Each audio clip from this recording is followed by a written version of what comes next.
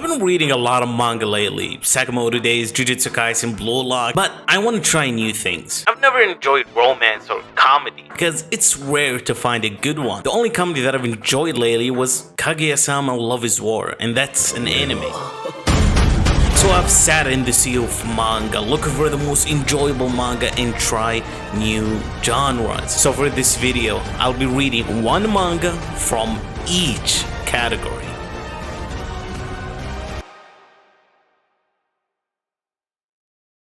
Throwing flashbang. Rooster Fighter. I'm saying it right now.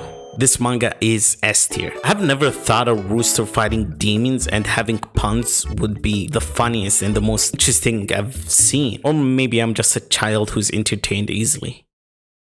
It starts with him ramming this other chicken and leaves due to him being meant to be a wandering chicken. And when the girl asks him why did he use her and leave, he says it's because of his animal instinct.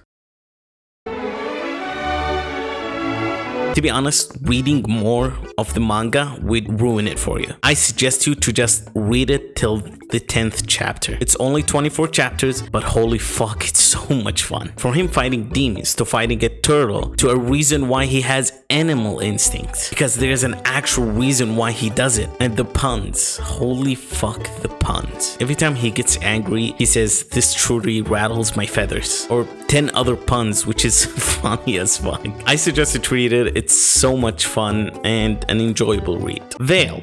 In all honesty, it's boring, but it's nice boring. It's not the boring that you fall asleep. It's the boring that you feel as I didn't waste my time, to be honest. It talks about a blind girl and a guy. Yes, a girl and a guy. They don't have names. It's sweet and calm. It starts with how they met, and the rest is just stories. No connections or anything.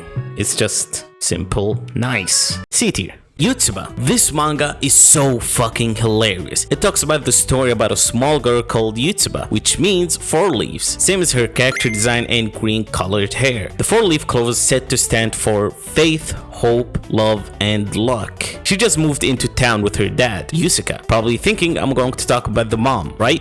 Nope, fuck you. Yotsuba is an energetic girl, and in the manga we explore the world with her as she learns about everything that is new to her. Yes, it's a wholesome manga, but it's really an enjoyable read. The characters are so well made and the storytelling is amazing. But I'm mostly here to talk about Yotsuba. She's a menace. She is possibly the best child character I've ever seen. Better than Anya.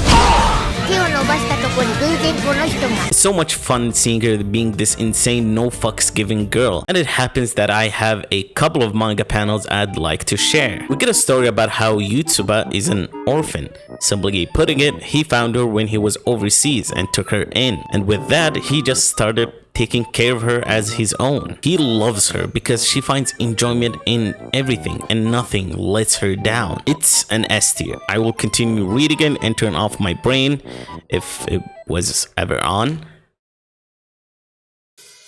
S tier. Blue period. Best way to explain. I just want somebody to jiggle my balls. What's up, you fucking tomato cucumber eating? F tier. B-rank adventurer with an evil look becomes a daddy to the protagonist and his childhood friends. What the fuck? It's only 8.5 pages, but it's actually really good. And I don't know how the 0.5 came out. It's an isekai story of a kid who transferred to a game called Bright Fantasy. From the start of the manga is shedding a light on a sentence that he keeps repeating: I don't want to regret anything. While reading the manga, we get a hint on why. The game's starting name is Isuka, and he changes it to Gray. He chose to be an adventurer and a villain. We start immediately with kids begging him to help their sick friend, and one of the kids is called Isuka. Get it? He's the protagonist. Keep in mind, he is playing as a villain, and the villain feels bad since these kids were rejected for help many times. And then he meets the family. The girl is called Fiu, the mom is Aramella, the small girl is Nina, the boy is Lutz, and the sick girl is Stella. And he meets the sick girl and he finds out that she's a vampire and she's malnourished, being surprised that she hasn't got bloodlust and ate her friends. So upon realizing she's malnourished and the family doesn't have a lot of food, he goes out and brings food and cooks for them. After eating, Nina plays with Gray and calls him dad and doesn't want him to leave.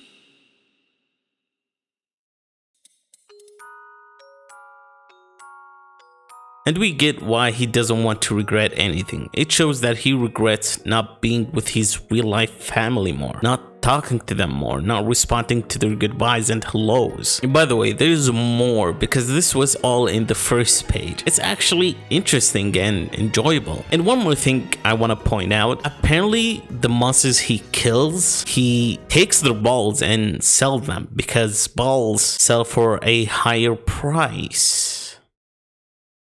A tier for realistic. Instant regret. This is fantasy and it's only 10 pages. And for 10 pages, we get a message, it was sent, and we already have a scene. Peak fiction, I might say. The story is about a witch who meets a hunter and makes him her pet. Possibly what's going to happen to me if I don't get a girl that is real.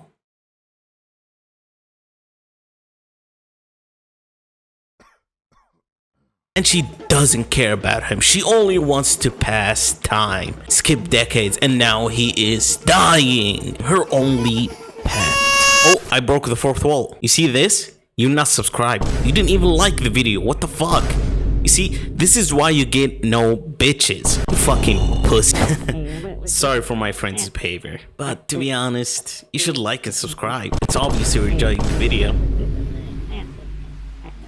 I try my best to feel something, and to some extent I do, but I wish we could have got more info, I guess. But thanks for the scene. It's more important than character development and storytelling. C tier. RT. This manga is actually wholesome. It talks about a princess who loves to draw and her biggest support. Jiggle my balls. My home hero. By far, from the list we have here, this is the most intense manga I've ever read. I wanted to stop many times to write the script, but I kept reading and went through a loophole and forgot about the script.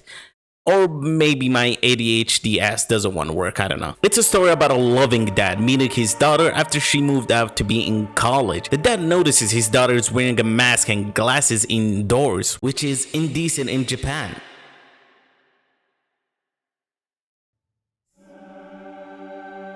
She takes it off and sees she is beaten up. He is shocked. And he connects the dots and realizes she has a boyfriend and he hit her. But she lied about it. After finding out, she left with anger at him. Coincidentally, he met the boyfriend with his boys, but didn't interact with him, but got bullied by them. He followed them and was caught by one of their boys and got beaten up by him and took photos of him naked as blackmail to stop following the boy.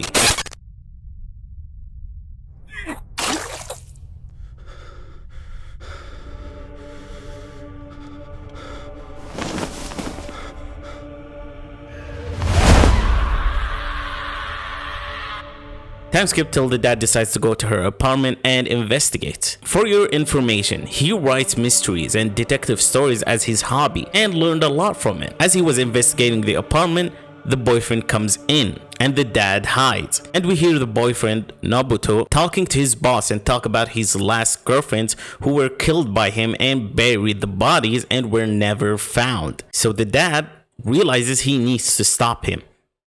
So he killed him. The wife comes in and sees the dead body and accepts what happened and helps the dad by hiding the body the best way possible. And this is where the insane story starts. It's so fucking good and I suggest everyone to read it. Obviously, S tier. Kudama Maria Bungaku, boring. Really boring. But they are just cute. C tier. Ryuko-chan. It's one of these mangas where there is an idea and they pile up stories on it. No connection, just stories. And to make it interesting, it's about a girl who can see ghosts and monsters but acts off if they are not there. That's it. It's fun, nice, but not something I'll keep reading. Die Dark. The most disappointing one. It's by the same person who made Dorohedoro, Kyu Hayashida. This manga is also boring. It hurts because I love Dorohedoro and seeing this just hurts me. The art is fantastic, it's sick, but the story is nowhere. It's in space, so it fits. Fuck. D tier. Devil Returns to School Days. I can't hear the word school days without wanting to start dangling on the rope in my room. The story talks about a high schooler falling from the roof, pushed by a couple of guys, realizing that he meets his end and going to die. But he managed to survive the fall, but he became a vegetative patient, which is the vegetative state in a chronic or a long-term condition. This condition differs from a coma. A coma is a state that lacks both awareness and wakefulness. Patients in a vegetative state may have awoken from a coma but still have not regained awareness. Basically, he's awake, but technically he's still in a coma. He can hear, but he doesn't have any awareness. Wait, I need to do this.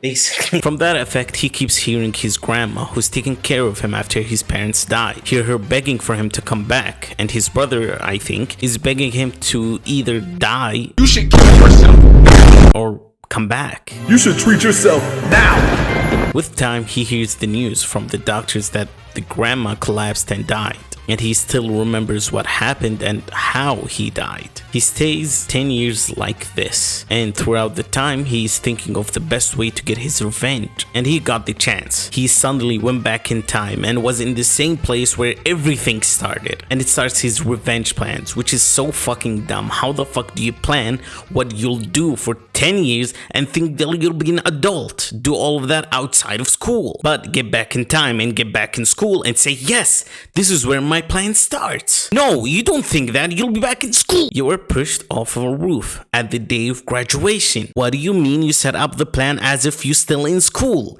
You brain dead?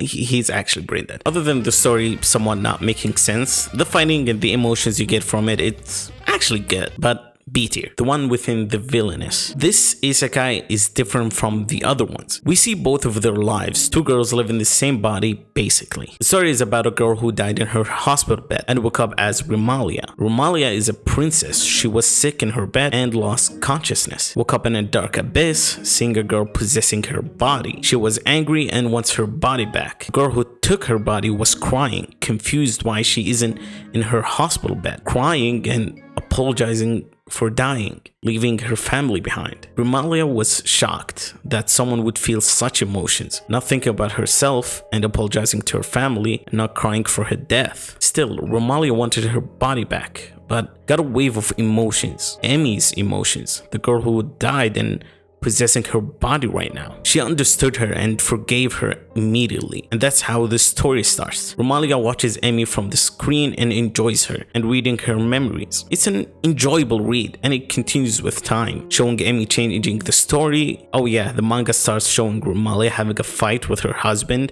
and everyone hating her, and went back in time as a kid, and the story starts there. I'm not an isekai person, but it's a really good idea and a very well made story. Real. We already know this manga is SSR plus.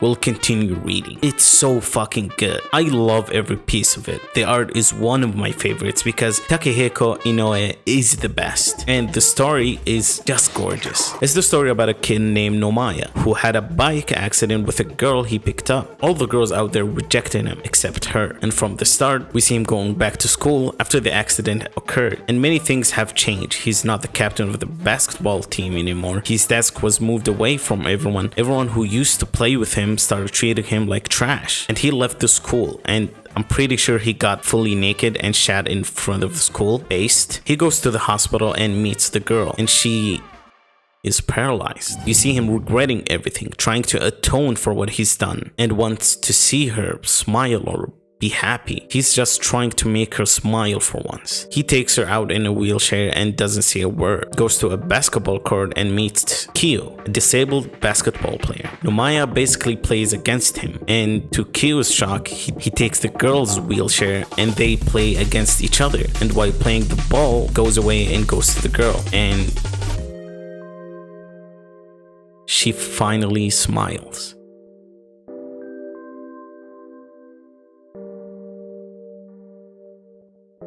There's much more detail, more than what I said, but it's the summary because it's a really good and an enjoyable manga. I suggest everyone to read it. Death Game Manga. This manga is interesting. It talks about a girl who remembers her previous life before she died. She was killed by her brother to play as a fake body that resembles him. They were in school and playing a game called the Death Game. Basically a series of tasks of the students to survive or kill each other to survive. Her goal is to stop him from killing her. She read the manga that has the same story. I don't know. This start confused me so fucking much, but I got the gist of it. So from the manga, it shows how his psychopathic instinct starts. Since he as a kid, he killed bugs, and with time, what ticked him was the death of a cat, and her goal is to stop that tick from happening. The manga has a really good story going, but the telling is somewhat confusing, but it's still really fucking good. And an example of an interesting story, the girl Mai and the brother Makoto. God, I'm having flashbacks from that name. For context, Mai and Makoto aren't blood related. Their dad divorced because of an abusive mother. They went to a trip to their grandpa, who has collapsed, but when they got there, he was fine. He just fell. So with time passing, Mai goes to her grandpa, and grandpa asks, why don't you go and meet Makoto's mother? Apparently the mother abused Makoto and hurt him, and there are pictures of marks on his back. She thinks and accepts the offer, and both of them go to her. Grandpa stays in the car and she goes meeting her alone. What's weird, the mom is wholesome. Mai tells her that she's Makoto's sister, and the mom is shocked and realizes that Mai knows and says, so you realize his behavior, and talk about him and tell the whole story. Mom realized he was odd and how he enjoyed killing bugs and was really smart for his age. And with time, the cops came and took her away because he abused her. She didn't abuse him. He beat himself with a stick to make it seem as if she abused him, and that was how she was taken away and accused of abuse. After they talked and understood the situation, Mai left and went back to the car, and she realizes Grandpa knew she didn't do it and knows Makoto orchestrated this. Grandpa wanted Mai to be careful and stop him. This manga is really fucking good. The story was so confusing at the start, but nonetheless, it's a really good story. The art is beautiful and it's fun. It's really good. I suggest reading it because we have a chapter or two from his POV, because Mai... But also something happened. Full Night. This manga is about a world that has the sky blacked out, only winter and night. All plants are dead, so basically there's no oxygen. But in this world, a thing is made called transfloration. It's creating plants using the soul of a human, basically creating a living plant from humans. Only humans who are dying can get transfloration, and in compensation they get 10 million yen, which is $5 in this economy. The transformation takes up to 2 years. After that, the human dies and the plant fully made and stays alive forever using the soul of a human. That's the world set. Now, the story. You have these two kids who grew up together. Not gonna lie, I forgot the names because mostly I was thinking of finishing as soon as possible because it's slow. The boy wants to be a musician. The girl is depressing. We see plants somewhat talking but not understandable. Time passes and the girl is working as a doctor or with the government as a jack of all trades. The boy works in an engineering company. Basically, a Chinese kid in a Chinese company. He dropped out of high school and now is trying to get back to high school so he can get a better job. Since the money he's receiving from his job is not enough for the apartment, the taxes, oxygen use, supplies, and his mom's medication. He's having it tough. And yes, you have to pay for the oxygen you use. So he's feeling sick and fucked up at his job. And the supervisor said he will not get any money this month and cries and screams, begging to have the money to pay his mom's medication. But was rejected. He goes back. The mom is standing there with a knife, screaming at him and accusing him of hiding money. Tries to explain, but gets attacked by her. Time passed and we see the girl gets called out to the counter to see the person if they need transfloration. It's him. He's dying. She's shocked and angry. She tries to convince him, but no use. Time passed and she takes tests if he's dying. That's one of the rules. You have to be dying to get transfloration. What she found, he drank toxins so he could die and get the 10 million yen. She gets even more angry after she knows and tries to save him, but he declines and goes on with the transfloration. With time passing, she gets out of work and meets him again, laying there. His 10 million was stolen. While he was just lying there, he understands what the plan says, and it's emotions. And that's how the story starts. It's a really interesting concept and a really good story. It's just slow. So B tier. Yusuzome no Hate. It talks about a girl living in a post-apocalyptic world. Aliens have attacked the world and now destroyed many cities and killed many humans a long time ago. The girl is Yoshimitsu Saya and her cute companion Q. You're asking, how is she possibly the only one alive? She's an eternal child. She has been born from a facility that has been creating many eternal children, but all of it are failed except one, and it's Saya. Her goal in this world is to purify sections of this country she lives in and make it habitable and make it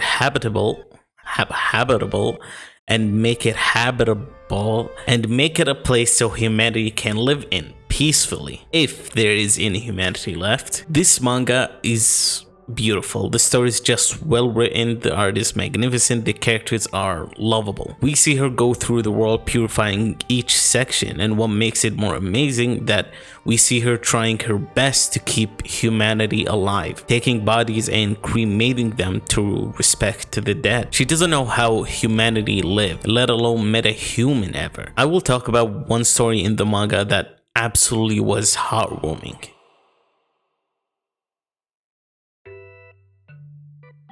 Saya finds a museum and was actually excited. She sees pieces of previous lives and learns about how humanity lived and about history. It's beautiful. As her search continues, she finds a tent, and to her shock, she meets her first human ever. Both of them were shocked to see a human being alive. This man is Tomine. He's one of the workers in this museum. The museum was attacked by a different type of alien that ate all of his colleagues.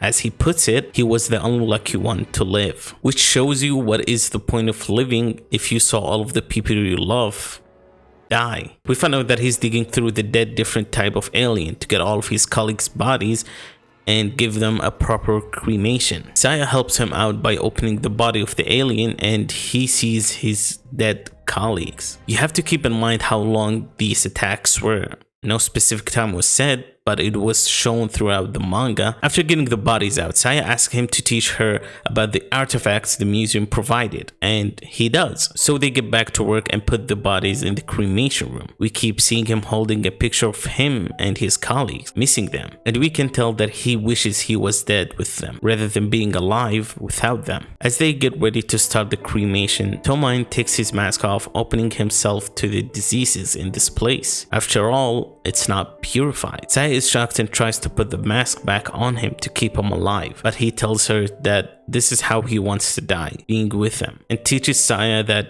she is free and free to live. Saya doesn't understand it because she was born to purify the world, not sit and live. Saya is crying. It's understandable. She met her first human being and he decided to kill himself for his own selfish reasons. Saya understood him and asked for one more favor before she says her goodbyes, which is